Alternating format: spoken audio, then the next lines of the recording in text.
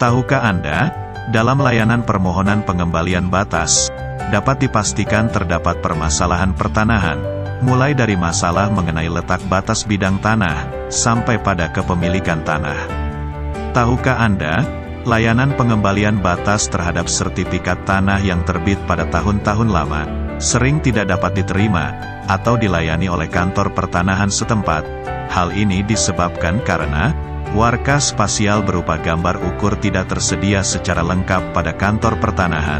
Jika gambar ukur tersedia, namun data teknis pendukung berupa titik ikat maupun titik dasar teknik tidak tersedia, maka layanan pengembalian batas tidak dapat diterima.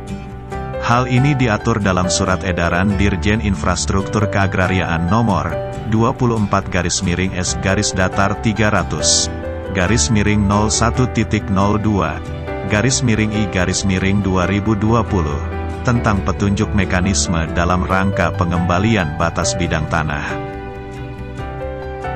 Tahukah Anda, layanan pengembalian batas biasanya didominasi oleh kelalaian pemegang hak atau pemilik sertifikat tanah yang tidak menguasai bidang tanahnya secara aktif, tidak memasang tanda batas, tidak mengenal dan mengetahui pihak-pihak yang berbatasan langsung dengan tanahnya, serta pemilik sertifikat tidak mengetahui seluruh batas bidang tanah yang dimohonkan. Sehingga layanan pengembalian batas berubah menjadi layanan sertifikat mencari tanah. Terkait dengan permohonan tersebut, kantor pertanahan tidak dapat menerima atau menolak layanan tersebut.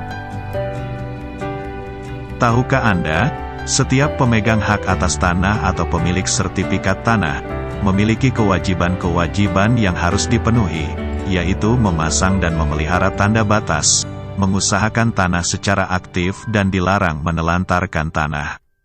Memiliki sertifikat tanah, sama dengan memiliki buku nikah. Pemilik sertifikat wajib menjaga, memelihara dan mengerjakan tanah secara aktif. Demikian pula dengan pemilik buku nikah, wajib menafkahi istrinya lahir dan batin, menjaga dan membimbing istri. Sertifikat dan buku nikah bukan sekedar untuk disimpan di lemari, sebagai entitas hak saja, tetapi ada batasan-batasan dan tanggung jawab di dalamnya yang harus dipenuhi. Apakah Anda rela menelantarkan tanah Anda, lalai memenuhi kewajiban terhadap tanah Anda, kemudian tanah Anda dikelola, dikerjakan dan dimanfaatkan secara aktif oleh orang lain? Apakah Anda juga rela meninggalkan istri Anda yang cantik, tidak menafkahi lahir dan batin, kemudian ada orang lain menjaga dan mengerjakan secara aktif istri Anda? Ingat, pegawai BPN bukan tukang jaga tanah Anda. Ingat, pegawai BPN bukan satpam tanah Anda. Pegawai BPN hanya bertugas membantu menjaga tanah Anda secara data, secara digital di kantor pertanahan. Untuk menjaga tanah secara fisik adalah tanggung jawab bagi pemilik sertifikat tanah. Terima kasih.